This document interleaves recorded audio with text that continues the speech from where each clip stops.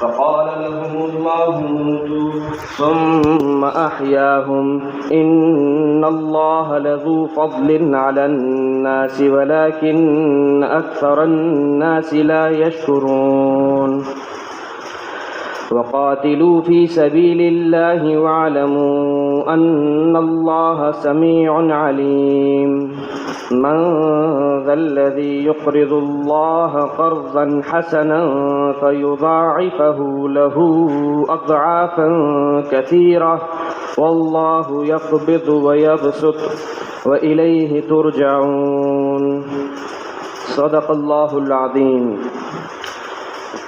کیا آپ نہیں جانتے اس قوم کے بارے میں، کیا آپ نے اس قوم کو نہیں دیکھا جو لوگ اپنے گھروں سے نکلے تھے اس حال میں کہ تھے ہزاروں کی تعداد میں، لیکن نکلے موت کے ڈر سے تھے، تو اللہ تعالیٰ نے ان سے کہا تھا مر جاؤ، پھر اللہ تعالیٰ نے انہیں زندہ بھی کر دیا۔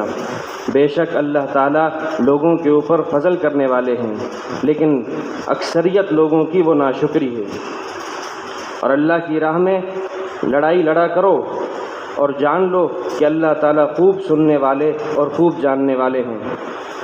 کیا کوئی ہے جو اللہ تعالیٰ کو قرض حسن دے تو اللہ تعالیٰ اسے کئی گنا بڑھا کر دے گا، اور اللہ تنگ بھی کرتا ہے، کشادہ بھی کرتا ہے، اور اسی کی طرف تم سب لوٹائے جاؤ گے۔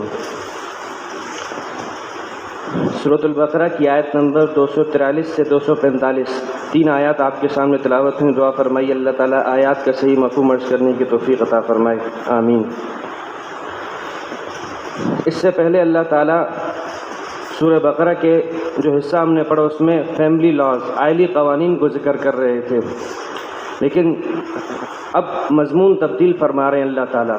اب انتظامی احکامات میں سے ایک اور حکم جہاد کا حکم دیا جا رہا ہے۔ جہاد اسلام کی ترقی اور مسلمانوں کی شان و شوکت کے لیے ایک ایسا حکم ہے دین کا جس کا مقصد یہ ہے کہ اللہ کا دین، اللہ کی بات مخلوق تک پہنچے، انسانوں تک پہنچے، اس کی راہ میں کوئی رکاوٹ نہ بنے، چاہے وہ بات مانے یا نہ مانے، لیکن کوئی شخص ایسا نہ ہو، کوئی ملک، کوئی ریاست ایسی نہ ہو جو اللہ کے دین کو لوگوں تک پہنچانے کی رکاوٹ بنے۔ اگر کوئی رکاوٹ بنے گا تو سب سے پہلے اسلام کا طریقہ یہ ہے کہ لوگوں کو دین کی دعوت دی جائے گی، لوگوں کو اسلام کا کلمہ بتایا جائے گا۔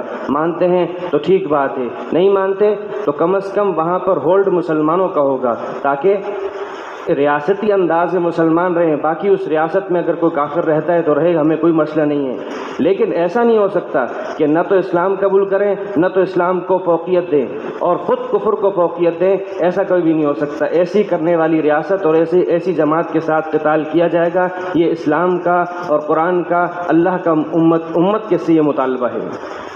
لیکن ہوتا کیا ہے کہ جہاد کا جب حکم آتا ہے تو جہاد میں 2 چیزیں دینی پڑتی ہیں، ایک جان، دوسرا مال۔ تو جان انسان کو عزیز ہے تو موت کے ڈر کی وجہ سے وہ جہاد میں شریک نہیں ہوتا، یا مال کے بخل کی وجہ سے وہ مال اللہ کی راہ میں خرچ نہیں کرتا۔ تو اللہ تعالیٰ آگے جہاد کا حکم دے رہے ہیں، لیکن جہاد کی آیت سے پہلے ایک طرف موت کا ڈر ختم کرنے کے لیے ایک آیت بیان کی، اور دوسری طرف مال کو خرچ کرنے کے لیے، اس کی ترغیب کے لیے ایک آیت تھی، اور بیچ میں جہاد کا حکم دیا، تاکہ کیا ہو جائے کہ جہاد کے راستے میں جو چیز 2 رکاوٹیں بنتی ہیں وہ دونوں رکاوٹیں تمہارے لیے ختم ہو جائیں، اور اس کے اللہ تعالیٰ نے 1-2 واقعات نقل کیے، اور ان کا مقصد صرف اور صرف یہ ہے کہ تمہیں جہاد پر اپنی جان کو، اپنے مال کو اللہ کی راہ میں خرچ کرنے کے لیے ابھارا جائے۔ تو اللہ تعالیٰ نے سب سے پہلی چیز موت کا ڈر ختم کرنے کے لیے کسی قوم کا واقعہ نقل کیا ہے۔ دیکھیے یہ بات واضح ہے، قرآن کریم تاریخ کی کتاب نہیں، قرآن کریم آگے ایک قوم کا واقعہ نقل کر رہا ہے کہ کچھ لوگ تھے ہزاروں کی تعداد میں۔ مفسرین نے لکھا ہے کہ 8,000 تھے، 40,000 تھے، زیادہ سے زیادہ مفسرین کا جو قول ملتا ہے وہ 80,000 کا ملتا ہے۔ 80,000 کی تعداد میں ایک جماعت تھی، ایک لوگ تھے، ایک علاقے میں رہنے والے تھے۔ کون تھے، کہاں رہتے تھے، ہمیں اس سے کوئی سروکار نہیں۔ کیوں؟ اللہ تعالیٰ جو سبق دینا چاہتے ہیں اس کے لیے جاننا ضروری نہیں کہ وہ کون تھے اور کیا تھے، بس بتایا یہ کہ در حقیقت وہ ایک ایسی جماعت تھی کہ اللہ تعالیٰ نے ان کے اوپر جہاد کو لازم کیا تھا، لیکن وہ جہاد سے بھاگنے کے لیے انہوں نے ہیلے بہانے کیے اور اس علاقے سے بھاگ چلے. تو ڈرے اس نیت سے علاقے سے نکلے تھے کہ ہم موت سے بھاگ جائیں گے، موت سے ڈر جائیں گے. تو اللہ تعالیٰ فرماتے ہیں کوئی فائدہ نہیں ہوا. اللہ تعالیٰ نے انہیں آگے جیسے علاقے سے باہر نکلتے ہیں اللہ تعالیٰ نے ان پر موت کو مسلط کر دیا. تو اللہ تعالیٰ اس واقعے کو نقل کر رہے ہیں. تو دیکھیے یہ آیت ہمیں بتاتی ہے کہ موت سے کوئی بھی نہیں بھاگ سکتا. قرآن کریم کہتا ہے قل ان الموت الذی تفرون منہ فانہ ملاقیکم. اے نبی آپ ان لوگوں سے کہہ دیجئے جو جہاد سے بھاگتے ہیں، اپنی جان کا نذرانہ پیش کرنے سے بھاگتے ہیں، ان سے کہہ دیجئے تم جس موت سے بھاگ رہے ہو وہ موت تمہاری ملاقات کے لیے تمہارا انتظار کر رہی ہے، تم سے تمہارا استقبال کرے گی. یہ نہیں کہا صرف تمہارے پیچھے آئے گی، بلکہ تم جہاں جاؤ گے وہ تمہارا انتظار کر رہی ہوگی. اس کی واضح مثال مشہور واقعہ ہے سلیمان علیہ السلام کا. سلیمان علیہ السلام کی مجلس میں ایک شخص دوسرے شخص کو گھور کے دیکھ رہا ہے. تو جس کو گھور کے دیکھا جا رہا ہے وہ پریشان ہو رہے ہیں کہ پتہ نہیں یہ کیوں مجھے گھور کے دیکھ رہا ہے. تو جیسے وہ شخص پریشانی کے عالم میں سلیمان علیہ السلام کے پاس اٹھ کر آتا ہے کہ دیکھیے فلاں آدمی مجھے گھور کر دیکھ رہا تھا، پتہ نہیں کیا معاملہ ہے. تو فرمایا تم نہیں جانتے تھے، یہ تو ملک الموت تھا. تو اور گھبرا جاتا ہے کہ ملک الموت مجھے دیکھ رہا تھا، تو اس کا مطلب یہ کہ میرے روح قبض کرنے کا ارادہ رکھتا ہے. لہٰذا آپ ایسا کیجئے مجھے فوراً فلسطین سے ہندوستان بھیج دیجئے. فلسطین سے ہندوستان بھجوا دیا. اللہ تعالیٰ نے سلیمان علیہ السلام کو قدرت دی تھی، ان کے تابع بنایا تھا ہوا کو اور جنوں کو. فوراً کسی جن ہوا کو حکم دیا، فوراً اسے ہندوستان پہنچا دیا. جو ہندوستان پہ قدم رکھا ہے اس شخص نے، سامنے ملک الموت کھڑا ہے. کیوں؟ فَإِنَّهُ مُلَاقِيكُمْ. تمہاری جس موت سے تم بھاگ رہے ہو وہ موت تمہاری ملاقات کے لیے انتظار کر رہی ہے. بعد میں ملک الموت نے سلیمان علیہ السلام کو بتایا کہ اصل میں ماجرا یہ تھا کہ میں اس کو گھور کے اس لیے دیکھ رہا تھا کہ مجھے اللہ تعالیٰ نے بتایا تھا کہ میں نے اس کی روح قبض کرنی ہے ہندوستان میں، اور یہ یہاں بیٹھا ہوا ہے. یہ تو بہت پرانا واقعہ ہو گیا، ہزاروں سال کا پرانا واقعہ ہو گیا. آپ یہ 1.5-2 ہفتے پرانا واقعہ دیکھ لیں. کیا 5 آدمی ہیں ٹائٹینک کے جہاز کا ملبہ دیکھنے کے لیے سمندر میں 3,500 میٹر نیچے جا رہے ہیں. 4 کلومیٹر نیچے جا رہے ہیں تاکہ ہم ملبہ دیکھیں، اور ہر فرد جو ہے وہ 7.5 کروڑ روپے خرچ کر رہا ہے. یعنی وہ خود اپنی موت پیسے خرچ کر کے موت کے پاس جا رہے ہیں. یعنی یہ تو عجیب بات ہوگی نا کہ ملک الموت کو تو یہ ذمہ داری دی گئی کہ تم نے ان کی روح قبض کرنی ہے سمندر میں، زمین میں 4 کلومیٹر نیچے، لیکن وہ خود پہنچ رہے ہیں. اللہ نے نہیں یعنی اس کے لیے اور پیسہ بھی خود خرچ کیا. تو تم کہاں موت سے بھاگو گے؟ قرآن کریم کہتا ہے وَلَوْ كُنْتُمْ فِي بُرُوجٍ مُشَيَّدَةٍ. اگر تم موت سے بھاگنے کے لیے اپنے لیے کوئی ستون بنا لو بڑے بڑے اور بڑے مضبوط، اس میں اپنے آپ کو ڈال لو، پھر بھی تم موت سے نہیں بھاگ سکتے. موت تمہیں آ کے پکڑے گی. یدرککم الموت، تمہیں موت آ کے دھر لے گی. تو اللہ تعالیٰ فرماتے ہیں الم تر الی الذین خرجوا من دیارہم. کیا آپ نہیں جانتے، کیا آپ نے نہیں دیکھا ان لوگوں کو جو اپنے گھروں سے نکلے تھے؟ وہم الوف، حالانکہ ہزاروں کی تعداد میں تھے. 80,000 لوگ اگر لڑنا چاہتے تو لڑ سکتے تھے، لیکن لڑائی نہیں کی. نکلے کیوں؟ حذر الموت، موت کے ڈر سے. فقال لهم اللہ موتوا. جیسے بستی سے باہر نکلے تو اللہ تعالیٰ نے فوراً ہر طرف سے حکم، ہر طرف سے آواز آتی ہے، آگے سے، پیچھے سے، دائیں سے، بائیں سے، اوپر سے، نیچے سے، موتو موتو موتو، مر جاؤ. وہ 80,000 کے افراد ایک ہی لمحے میں سارے کے سارے مر جاتے ہیں. بھاگے تھے موت سے اور موت نے فوراً آ کے پکڑ لیا. تو تاریخی روایت میں آتا ہے کہ اس وقت جو نبی تھے ان کا نام تھا حزقیل علیہ السلام. ان کا گزر وہاں سے ہوا تو پریشان ہوتے ہیں کہ ان 80,000 لوگوں کی تدفین کا کس طرح معاملہ چلے گا. یہاں ایک آدمی کا انتقال ہو جاتا ہے تو لوگ پریشان ہو جاتے ہیں.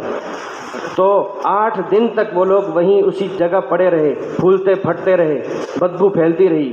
لیکن یہ بات واضح رہے کہ یہ تاریخی بات ہے، کوئی حدیث اور قرآن و حدیث میں اس بات کی وضاحت نہیں ہے. لیکن بہرحال ہوا یہ کہ ان حزقیل علیہ السلام نے اللہ تعالیٰ سے دعا کی، یا اللہ آپ ان لوگوں کو زندہ کرتے ہیں. چنانچہ اللہ تعالیٰ نے ان تمام کے تمام لوگوں کو دوبارہ زندہ کر دیا. یہ کیوں؟ اس بات کو بتانے کے لیے کہ یہ اصل میں ان کی موت تو آئی تھی، لیکن یہ وہ موت نہیں تھی کہ جو عمر پوری ہو جانے سے ہو جاتی ہے. یہ موت تھی سزا کی تم موت سے بھاگ رہے تھے، اللہ تعالیٰ نے تمہیں سزا کے طور پر موت دلا دی، موت دے دی اور تمہیں دوبارہ زندہ کر دیا اس بات کے لیے تاکہ تم سمجھ جاؤ، تم عقل تو یہ اس لیے کیا تاکہ تمہارے لیے سبق آموزی واقعہ بن جائے اور تمہارے بعد آنے والے لوگوں کے لیے بھی عبرت بن جائے کہ ہم موت سے بھاگ کر کہاں جائیں گے، کہیں نہیں جا سکتے۔ تو اللہ تعالیٰ فرماتے ہیں فقال لهم اللہ موتوا، اللہ تعالیٰ نے ان سے کہا کہ تم مر جاؤ، چنانچہ وہ مر گئے، لیکن پھر حزقیل علیہ السلام کی دعا سے انہیں زندہ کر دیا۔ ان اللہ لذو فضل علی الناس، اور دیکھو بے شک اللہ تعالیٰ لوگوں کے اوپر بڑے فضل کرنے والے ہیں۔ یہ اللہ کا فضل ہی تو ہے کہ ہمارے سامنے ایسے واقعات بیان کر دیے، مرنے کے بعد دوبارہ زندہ کر دیا، تاکہ آئندہ آنے والی نسل، آئندہ آنے والے لوگ جو ہے وہ سمجھ جائیں کہ ہم موت سے بھاگ کر کہیں نہیں جا سکتے۔ ولکن اکثر الناس لا یشکرون، لیکن معاملہ یہ ہے کہ اکثریت انسانوں کی وہ ناشکری ہے، وہ شکر نہیں کرتی۔ وَقَلِيلٌ مِّنْ عِبَادِيَ الشَّكُورُ، اللہ تعالیٰ شکوہ فرماتے ہیں، گلہ فرماتے ہیں کہ میرے بندوں میں بہت تھوڑے سے بندے ہیں جو میرا شکر ادا کرتے ہیں۔ شکر کیا ہے؟ ابن القیم رحمۃ اللہ علیہ نے شکر کی تعریف کی، اس کو ڈیفائن کیا تو کہا شکر وہ ہے جس میں 3 چیزیں پائی جائیں۔ نمبر 1، شکر یہ ہے کہ جو نعمت ملی ہے اس کا اظہار زبان سے ہو۔ دوسرا، جو نعمت ملی ہے اس کے بارے میں جس کی طرف سے نعمت ملی، اللہ کی طرف سے ملی ہے، تو دل میں اللہ سے عقیدت اور محبت مزید بڑھ جائے۔ تیسری چیز، عمل سے بھی ظاہر ہو کہ جس کی طرف سے آپ کو انعام ہوا ہے آپ کی فرمانبرداری اس کے لیے اور بڑھ جائے۔ یہ 3 باتیں ہوں گی تو شکر ہوگا۔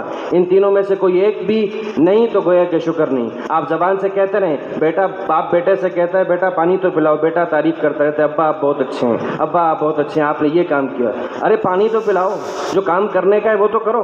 یعنی ہم اگر زبان سے شکر کرتے ہیں اللہ کا یہ بھی ایک غنیمت ہے، لیکن یہ مکمل شکر نہیں جب تک ہم بات نہیں مانتے، جب تک ہمارے اوپر جو نعمت ہو رہی ہے اس پر ہماری محبت اللہ سے اور نہیں بڑھ رہی تو ہمارا دل اللہ کے شکر پر اللہ کا شکر ادا نہیں کر رہا۔ اگر ہماری فرمانبرداری نماز، روزہ، حج، زکوٰۃ، گناہوں سے بچنا یہ اللہ کی فرمانبرداری ہے، اگر یہ فرمانبرداری نہیں ہو رہی تو زبان کا شکر یہ ناکافی شکر ہے، عمل سے شکر کرنا پڑے گا۔ اور یہ صرف بات بندوں کی، اللہ کی حد تک نہیں، بندوں کی حد تک بات ہے، بندوں میں بھی یہ بات ہے۔ حدیث میں آتا ہے من لم یشکر الناس لم یشکر اللہ، جو بندہ انسانوں کا شکر ادا نہیں کر سکتا وہ اللہ کا شکر بھی ادا نہیں کر سکتا۔ یعنی اگر آپ کو انسانوں میں سے کوئی آدمی آپ کے اوپر احسان کر رہا ہے، زبان سے اس کی تعریف کریں، دل میں اس سے عقیدت اور محبت بڑھائیں اور اس کی فرمانبرداری کریں جائز کاموں کے اندر، تبھی آپ اس کا شکر ادا کر سکتے ہیں۔ اور جو لوگوں کا شکر ادا کرے گا وہ اللہ کا شکر بھی ادا کرے گا۔ اب یہ موت سے کہاں بھاگا جائے گا؟ اللہ فرماتے تم کہیں نہیں بھاگ سکتے۔ حضرت حسن بصری رحمۃ اللہ علیہ کی ایک بات بڑی اہم بات ہے، اگر ایک مسلمان اس کو اپنے دل پر نقش کر لے، پتھر پہ نقش کر لے تو ایک پوری زندگی کے لیے اس کے لیے ایک مشعل راہ ہے۔